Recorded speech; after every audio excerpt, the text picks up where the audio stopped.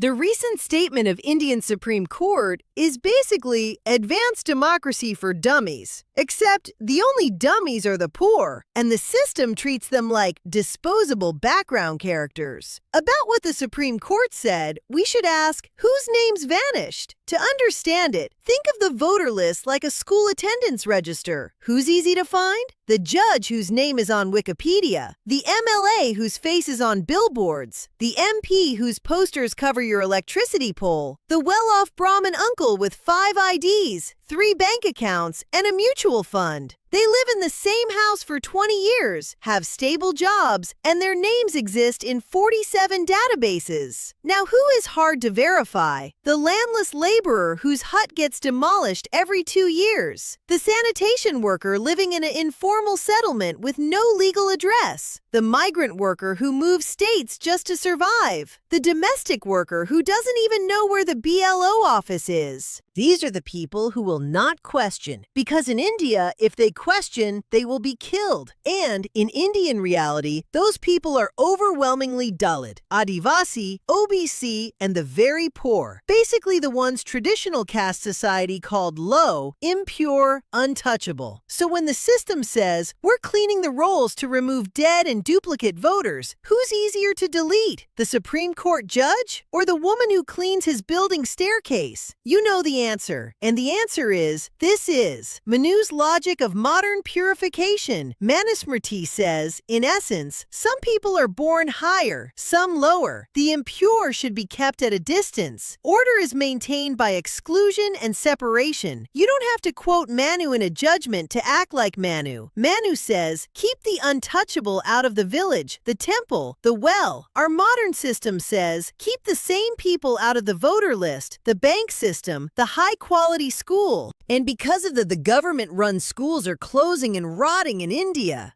Christians who help the deleted people study are traitors and will be beaten and killed. Manu need not exist. But though it's a different century, India runs on the same Manu software and says, delete the impure. Now imagine if tomorrow a news story broke. Supreme Court judge's name missing from electoral roll, could not vote, SIR mistake. There would be primetime outrage, urgent correction, official apology, maybe even review the process, because now this is very serious, isn't it? Now imagine a different news story. 10,000 Dalit migrant workers found their names missing on polling day. System's reaction?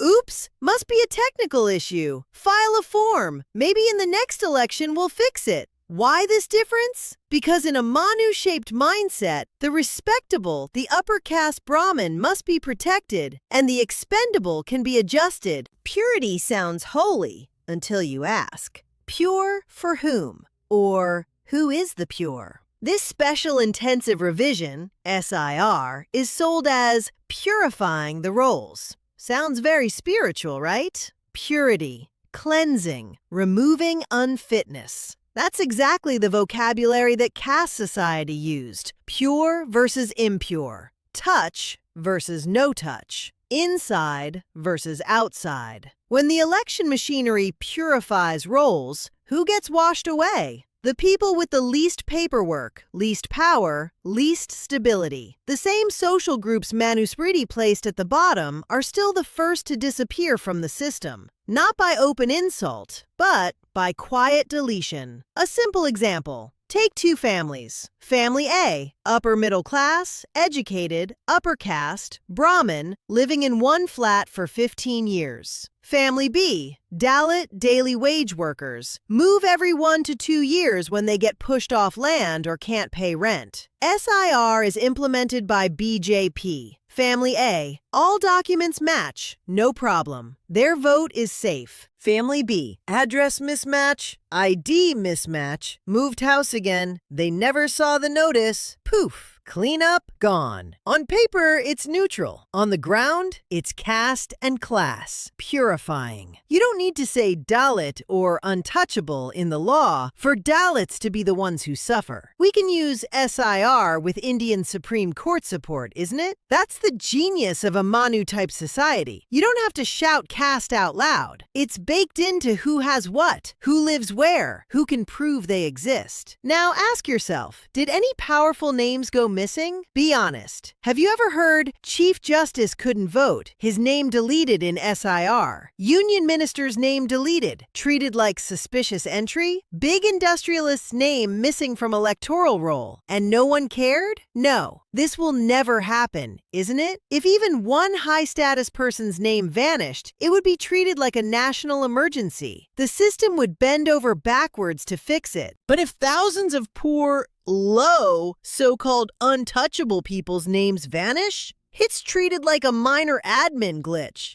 That's pure Manusmriti logic. The higher you are, the more your existence matters. The lower you are, the more acceptable your disappearance becomes. So what can we do? What is the alternative? Manu says, delete the untouchable. Jesus says, serve the untouchable. Here's the sharp contrast. In Manu's world, which is also Rama's Raj, it is mandated to keep the impure at a distance. Their presence pollutes. Their suffering doesn't really matter, just part of the cosmic order. But in Jesus' world, whatever you did for the least of these, you did for me. The hungry, the thirsty, the stranger, the naked, the prisoner, he identifies with them. The untouchable becomes the priority, not the error to be deleted. Where Manu's logic says, if someone has to be left out, let it be the impure. Jesus' logic says, if someone must be defended first, let it be low and the outcast and the rejected. A Jesus-shaped election commission would ask, have we missed a single widow? Did we miss a single landless worker? Did we miss including a single person in a slum, colony, basti, hamlet? But Manu is screaming in India saying, we purified the rolls. Look how clean the list is. But Jesus is asking us to work towards a society where we will say, we fought to make sure not one legitimate poor voter was erased. Now you have to choose your teacher, Manu or Jesus. So the real question isn't just, is SIR legal? The real question is, whose mindset are we copying? Is it Manu's mindset? Protect hierarchy. Accept the deletion of the lowest as normal. Purity more important than people. Or Jesus' mindset. Protect the weakest. Accept personal cost to include those at the bottom. People more important than purity systems.